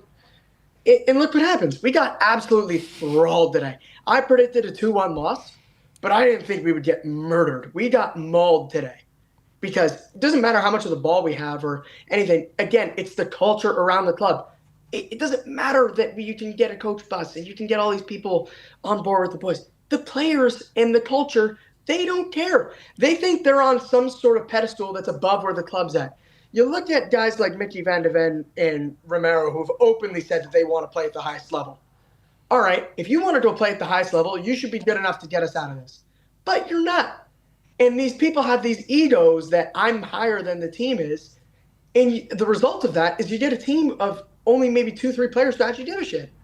And those 2 players are Matthews Tell and Archie Gray. They're the only 2 that care right now. You can't tell me that Romero cares, the captain. You can't. Because he's been sent off so many times into so many stupid stuff. Van de Ven, his head's gone. He's checked out months ago. Udonti was dreadful today. So was Sarr. Like, if these players had any fight about them, they would actually do something. They would hype up the fans on the corners. It's an identity problem, guys. And that's what the root of the problem is. Because what am I going to do? Come up in here and blame the owners for the 8 millionth time and be like, that's the elephant in the room. That's like, we have somehow, some people have not addressed that is the problem. The main problem starts with the top. But is there anything that I'm going to say today that hasn't been said 4 weeks ago, 6 weeks ago? No. Nothing's changed besides the manager. But, like, guys, I'm tired. Like, I got messages from my buddies asking me, are you going to go on the show today? And I literally said, I was like, I don't know if I can bring myself to do it. Because it's not that I don't want to do it. It's just I'm tired. And I think a lot of us are tired. Yeah. And to answer the question that I know you're going to ask me, yes, we will get relegated. And if being relegated is what it takes for them to sell the club, I'm 1,000,000% on board. Because you know damn well we'll come up the next year and then restart all over again. It's hard to find some optimism in this current state. But I just don't know where we go from here, boys. And I just want to turn the question to you guys. Or do you think we will get relegated? And if we do get relegated, how long will it take for us to get promoted back? Is what I want to ask you. Oh, that is a great question. That second part. Because you look at Leicester, who won the league 10 years ago, and look where they are now. Maybe it's not as sweet as we think it is. Where if we go down, we'll go right back up. Could we slide further? I'm curious to know. Sam just saw it. Yeah, I think. I don't think it's as easy as everyone thinks. So, I don't. Life in the Championship. And the reason why I agree with Ash, I think it's not about for us. If we can't build a squad for the Premier League, how in the world are we going to build a squad in the Championship with the same owners? I would argue that it is more difficult to build a Championship squad than a Premier League squad. Because with the amount of money you have, you've got to find players. You got to field the team of 11 Joao. Yeah, you got to be more clever. But Nate, thank you so much for calling in. Hey, thank you, boys. Absolutely. Everyone go sub to Spurs Kings TV. Everybody go like up. Yeah. And big up to you as well for coming on. And make sure you come on against Sunderland, whoever's in the studio. And hopefully we're one step better off and not one step behind. Boys, I'm curious. How long will my hair get? Because you've seen me with the big hair. How long will my hair get until we win another Premier League game? I'm going to turn into the United strand for one game, and I'll just grow out this enormous bush. The problem is, because we're going to be in the Championship, and we don't know how long we're going to be there, and you said Premier League game, it could be a while.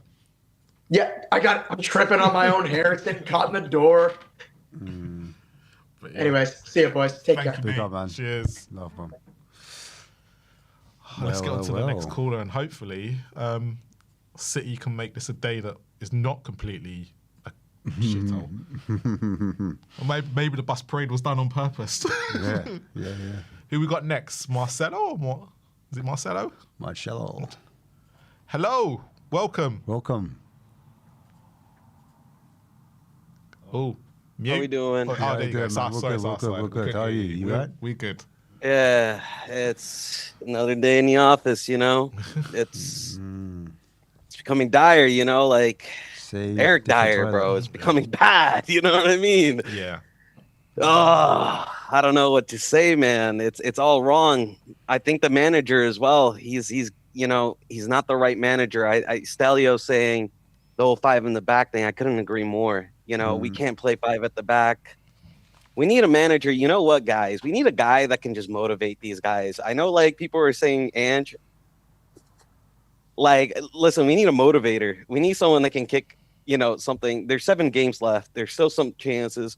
I'm not going to be this pessimistic guy that can say, you know, it's all doom and gloom, but it's looking like it, bro. It's looking. We got to do something that's right. You know, we got to have a coach, you know, that can teach just the basics, just the basic attacking, man. We can't attack. We can't create nothing. Yeah, no, you're right. I think it's a big issue at the moment. It's like, what do you do next? It's one of those things. Like, what's the next step? Because you're all right. We need someone that's going to come in and motivate these players. But it's got to a point where a lot of fans can't see our next win. So. Yeah, and Is I don't it the blame manager? the fans. Does the manager make a difference? Because, you know, the players don't seem to be performing, and we've had Frank in, Tudor's come in. Does the third manager solve the problems, or is it too little, too late? With 7 or 8 games to go. I think a manager could, you know, like, not change how we play or how you know, these guys are, you know, they're crap. We got to face it. You know, some of them just are utterly, like, it's like they never touch football. I could find some guys in Brazil that can, you know, play better than these guys in the streets, man, that have better flair, technique, touch. You know, like, we gotta check, you know, Richarlison's passport, man, because, like, that's ridiculous, man. You know, like, this guy is a national team for my country, bro. It's crazy.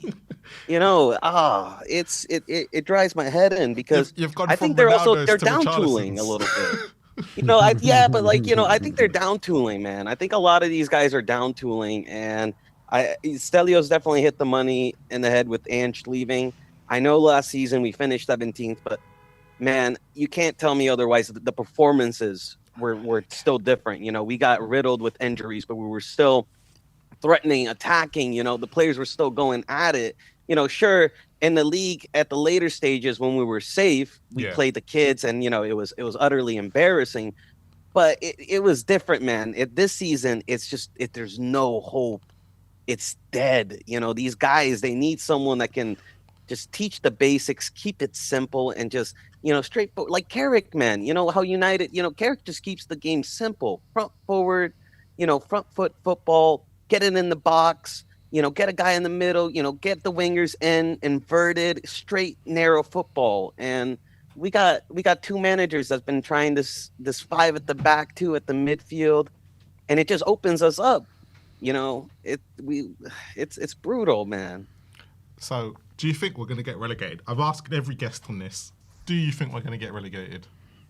Yeah, man. You know, I don't want us to, but, you know, I know some of our fans are saying, oh, you'll get Enoch out and this, but listen, I've been in football long enough that, like, I've seen Leeds, you know, Aston Villa. Once you go down there, it's a whole nother world, man. You know, we could be stuck down there, but yeah, I think we are. I think we are going to get relegated. This team has no fight in them, and the manager doesn't.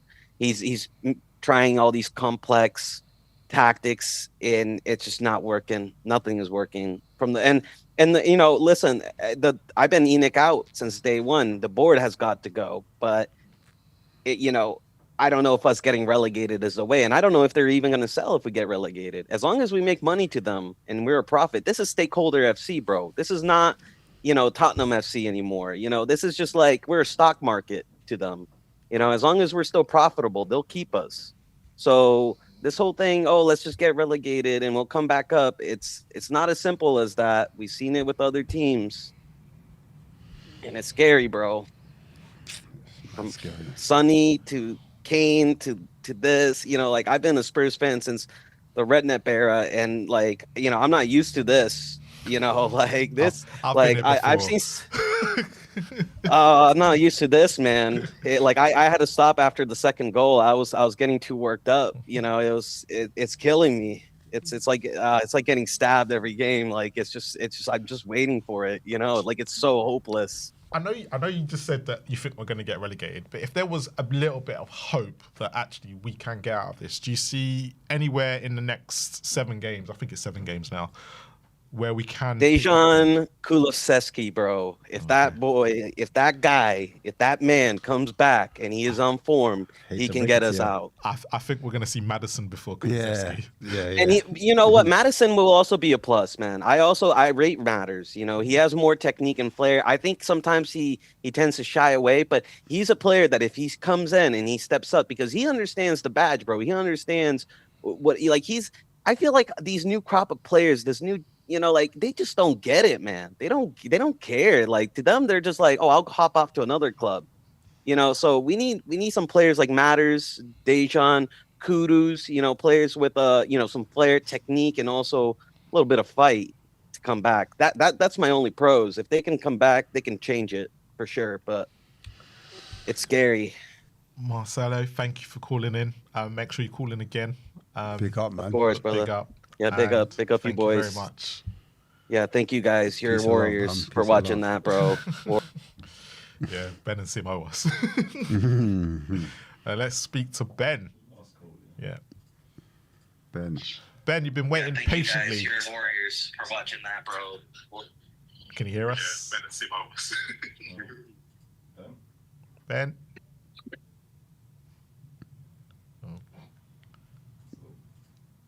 Is he there? Hey, can you hear me? Yeah, we got you now. Yeah. How's it going? You just might need to move your camera a bit so the football's not on in the background. Oh yeah, I can go change that. There you go. That's it. Perfect. Thank you. Perfect. I have my city copium on in the background. Yeah, I think we all do. We all do. I shouldn't be celebrating Man City goals. Like what are we doing? I know. Did you see me celebrate?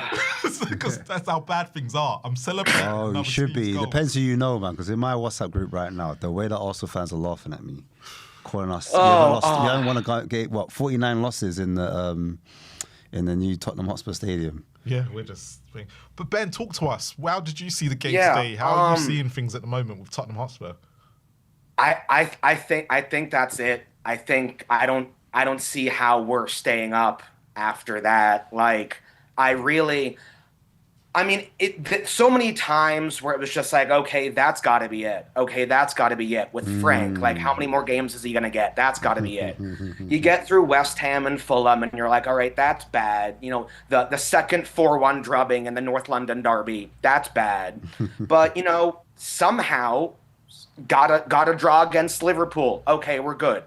Pulled out one of the best games of the season against Atletico. Like maybe we have some momentum and we'll actually be able to not just cock it up for a game. But twice. So this is now 4-1 against City twice, 3-0 against Forest twice. Like when you think about that, it's like, yeah, of course you're going to get relegated. When it's the end of March and you haven't won a game this year, yeah. Like what do you expect is going to happen? What games do we have left? That's like Leeds and Wolves are like the only games we could possibly win, but those teams have form. Everton put 3-0 against Chelsea yesterday, so that's not going to end well. Brighton beat Liverpool. Like Sunderland, what game are we gonna tie between now and the end of the season? Jeez. Leeds is probably the only game I look at and go, because they're the draw specialist. Yeah. Honestly, I'm just like at a certain point, I'm like, y'all had me wake up on my day off for this. Yeah. Like I honestly was in bed when the alarm went off, and I was just like, should I just watch it later? Like, I don't know. Like, I can just set it to record. And I was like, on the off chance that we actually like we're gonna go beat Forest today, because like this is the relegation 6-pointer, and we're on the back of a win and the draw. Let me get up and watch the game. And the first half was going well. Like, it wasn't great, but in comparison to other first halves we've had, was much better. And then we have 8 corners, and I don't think we forced maybe a save or 2 out of them. They have 2 corners. Second one just goes in. Yeah, Ash was saying at the time. And like at that point, just so quickly, this club will make you go from having hope to just being like, why did I do this to myself again? Like, why did You should have saved yourself and watched it on Peacock later. Honestly, yeah, I could have recorded it on my phone, and then like, I mean, honestly, I'd probably be watching it end now, so it wouldn't be much better anyway. And just like with the mentality, with just getting scored on from a set piece when they haven't had many chances against the run of play in the 44th minute, and you're like, I wonder what we do, and you come out of the second half after we spent half the season screaming at Frank to do some second half subs to do something, with second half subs that made no sense to me. Like Mickey wasn't injured. You just thought it might be smart to take Mickey Van de Ven off the field. Well, yeah, like, we've just heard that, and it's just like, what a decision to make. I know a lot of people have been calling Van de Ven out, but he's probably one of our best players. I know, and he seemed to not really care anymore. But like the idea that you're going to make you're not then going to the defense we had against Liverpool. Like, it's just weird. Like, you're having at least, like, I thought he was going to have, because we had everything going to Tell, and Tell was trying, Tell was doing what he does, which is run a lot, but not necessarily be able to create much. I thought he was going to put Bergvall on the right wing, so we could have someone else to feed to, so Bergvall could be sending the crosses in. Because for some unbelievable reason, Palhinha and Xavi weren't starting today. And I don't know if it would have necessarily made a difference, but like when we have the 2 players that we went after to replace the fact that we weren't going to have Madison all season, Eza and then Gibbs White, be the 2 players that just dog on us home and away both games for the whole season. Like, the idea that you're not going to just have Palhinha come on and be like, tackle him. Do not let him have space. He is a number 10. And then also to have forwards playing and to just not be playing with a number 10. We had Sarr and Gray playing in what appeared to be a double pivot. And like, I would have had like Palhinha, if you're gonna at least have Palhinha and Gray, Palhinha can move the ball up a little bit. Yeah. But you're not gonna have Xavi, you're not gonna be playing with a number 10 to actually give the ball to your strikers, Solanke and Rishi. And like, I don't understand why like the setup was the way it was. Like, Sarr was not playing well. He had decent games earlier this season. He wasn't playing well. He got 90 minutes as well out of the whole situation, and you're like, yeah, and really? That was it. There is no and you think about like you subbed off. We needed shots. We needed goals. You said we're down. We just need people who can take the chance and strikes and maybe get one in. So yeah, let's take off Rishi and Tell. Like what you're taking off the 2 people who were gonna at least be taking the shots. You left on Dom, who was like decent at the holdup, I guess, today, but wasn't really doing much. Like Richarlison is the player we have to get us out of a relegation battle, and he's just not being used for it. Like, I want to know what happened. Yeah, Liverpool wasn't playing well, but like, we went 1 down against Liverpool and we didn't collapse. And then we go 1 down against Forest, we collapse. Fulham, we collapse. Pressure. These teams around us. Like, do you have any?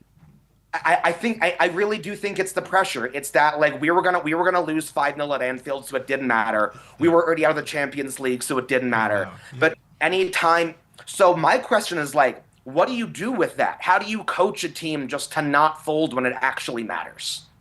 So, in the sense of, in a situation like this, you have to set them up in such a way that it won't happen. So, actually, probably as you've said, Stel said, and George said, you play Paulinho in there. You don't.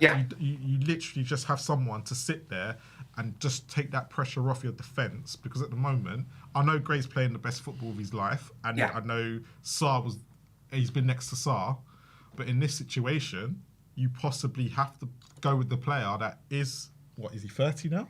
Mm-hmm. Yeah, the more experienced player you don't need to be on the ball, just needs to make sure things are broken up in that middle. And maybe that's where Gibbs White doesn't get the freedom of Tottenham Hotspur Stadium, because you ain't got two young kids in there who are learning their trade. Maybe. But that's not to say that's going to work, because we've been under pressurised situations this season. Or you have to go back to Bentancur and Paulinho away from home. Now, away from home, we were actually not great under Frank, but we actually were getting games over the line. At home, we were crap. But maybe you stick, that's why it was being stuck to, because you're not in a pressurised situation, because them two are clearing it up. Yeah. Maybe. But this is all hypothetically. We don't know. You maybe have to, maybe it's something mental, in their makeup that you have to get out of. I think that was a lot of it. I think this team, the youngsters seem to be trying a lot harder, but a lot of the experienced players, they seem to be willing to put it in for a bit, and if it's just not working, they're throwing in the towel on the game. Yeah. So I think after playing well for 44 minutes to get nothing out of it, and then just to have a goal going off a set piece, was just so deflating for them that at that point they're like, oh yeah, this is the team. It's not that the last two games were the beginning of something good that we could turn around. It's the last two games were a fluke. Let's not forget who we are. Let's just give up and hope someone decent buys us next year. Yeah. God, thank you so much for calling in. Been a great caller actually, and a great one to end on. Hopefully Manchester City winning is making you feel a little bit, a little bit better. I was pretty much just one more thing I was going to say. I don't know if it makes that much of a difference, but when you think about the fact that we're 31 or 32 games in without a penalty, that's wild. I'm not sure there has been a team. Ash had the same thing to me, and I put it down to, and probably a lot, we're just not in the box enough, and that's probably our biggest problem. I mean, the last 3 or 4 games, I feel like we should have gotten at least 1 or 2. Yeah. And we got one, it was Champions League. Yeah. When it didn't matter. When things are going against you, especially in the Premier League, you just feel like every referee decision is going against you too. And it's just the make-up, because when things are going well for us, we were getting penalties. Yep. Look how many penalties Harry Kane got. But that's because we had the ball in the box. And he's a clever player, so we were able to win them. But now, you just can see the shift of where we are. My dog wouldn't be quiet. I don't know. Let the dog say something, because honestly, he's a corgi. He has Welsh and English roots. He's probably mad about it too. He's mad about Spurs, yeah. He's also relatively. He's a blue merle, so he's kind of blue and white, But we're getting off topic now. It's just trying to think of something positive. I don't know. It's going to be hard to get up and just watch more games when you're like, why am I going to get up early to watch us get relegated? This was my last shot 7 more to wake up and have some hope to maybe get me up for the next ones. But once again, we lose into the international break. It's Tottenham, lads. Yeah, true. It's Tottenham, lads. Ben, you've been absolutely amazing, and hopefully you guys have a good day. Made it worth it instead of the game. Yeah, big up, man. Yeah. Thanks for waiting. We'll see what Ben and Sim have to say tomorrow. Yeah, true. Y'all have a good day. Yeah. Thank you so much. Yeah. So at the present moment, it is the 80th minute. It is Manchester City 2, Arsenal 0. So positives, as they say. This is what our clubs come to. This is what we come to. And we have to do a hate along while we're doing our match reaction. It's a joke. It's an absolute joke. But no, Ash, any last parting words before we sign off?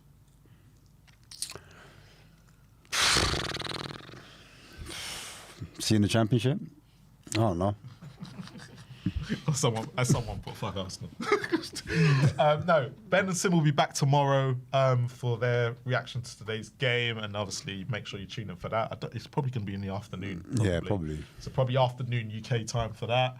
If you haven't already and you've been in the chat, please make sure you like and subscribe to We Are Tottenham TV.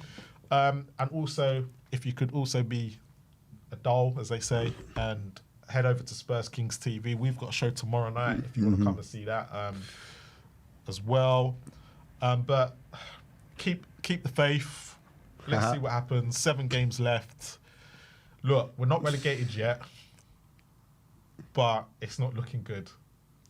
And it's 11 games to say 11. Yeah, we're just not experienced in it. We're just not experienced in it. That's what it is. No, really.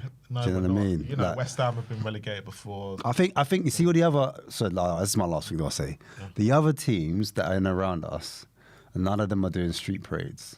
Do you know what I'm saying? Because they've been here before. They know what They know 8 games or 7 games is too early. Yeah, but I tell you. Do you know what I mean? I tell you why. They're not doing street parades. Okay, so West Ham. They went and bought players in January to get them out of trouble. So they've got the belief already that they can kind of get out of it. Nottingham Forest, they have a chairman that is on it, literally on it. So there's no way he's letting them go down. Leeds, I'll tell you this, Leeds are worried. Leeds are probably looking over there. They've just you're right, they've been through this and they're probably thinking, actually, Spurs, as Spurs fans, we've never been through this. We've never been through this, bro. I'm telling you. This is why we acted the way we acted. Yeah, we've got a board that didn't back the team in January. We've got everything negative about out of all the situations. Like the 4 clubs I just mentioned, we're probably the most negative ones at the moment. We needed something to change. Now, I get people that are going about the street parade, but it's a case of, could we turn something that's really negative at the moment into a positive and see how the players react? Now, it's 1 game down. You have to remember, it's 1 game down. We've got 3 weeks to try and get these players. And if the club are going to react with Tudor getting sacked, they need to go get someone in who's going to get us out of this situation. And if you think about the first half today, again, we weren't great, but we were better than we have been. And we only allowed Nottingham Forest 1 shot on goal in that first half. So people would say it probably worked up until a certain point, and then Tottenham started to come into play. I think at this present moment, what do you do? Because if we're negative, we're just going to go down anyway. So you got to try something. And nothing's working. But it doesn't help when the substitutions are your Doggy and Bergvall, who are half fit. You take off Van de Ven, who is fit, who's been missing for weeks. No one's going to protest. So you're stuck either way. You're stuck no matter what you do. Everyone wanted to do that today, and if you've seen the ones that other teams have done, even today, I've seen our one. Even that was weak. So it goes back to that question that I asked Stel. People keep saying the board deserve it, but us fans need to and I'm including myself in this. I'm talking us as a fan base need to kind of think back and look at ourselves and say, what can we really do? Big up Mesh and Joe. Yeah. Big up. You said that me and you're welcome to support Everton, aren't we? No, he said basically Everton always do that. They always come. They got the idea from Everton, but Everton always greet their fans in a way, in this particular way. This is why we went for the Everton way, because they're the only other club like us who've been in it and never been relegated. Yeah. The problem is we're rookies to this. And do you know what? Say we get Kudos back in 2 weeks and we do it again. Say we do it again. Not for Sunderland, who we've got next. Is it Brighton at home? I'm scared to look at our fixtures at the moment. Yeah, whoever we've got home next, you can't be just, it didn't work that time. Maybe we just need to keep going at it and say, look, you messed up against Forest, big time, but you need to get us out of this. The players are the only people that can get us out of this situation right now. But yeah, we'll soon see. I think we both think we're going to get relegated. I've said it since Fulham. You've said it since, was it Fulham? No, I said I give Tudor Fulham, but I thought from Palace. Palace, you said it from Palace, but we are where we are. But yeah, Ben and Tim back tomorrow, as they were both down for the parade today. But yeah, please make sure you like, subscribe, and comment. And as always, Come on, you Spurs, and get us out of relegation trouble. But we can't come off of them. Our producers left the building. Yeah, we can't end the So we can't even end the stream. Mad. This is a new one. It's all right, we're going to do our Arsenal hate along now. Let's do our Arsenal hate along. We're trying to end the stream. Big up, man. Make sure you like on the way out. Like, subscribe, and comment. And always, come on, you Spurs. Come on, you Spurs.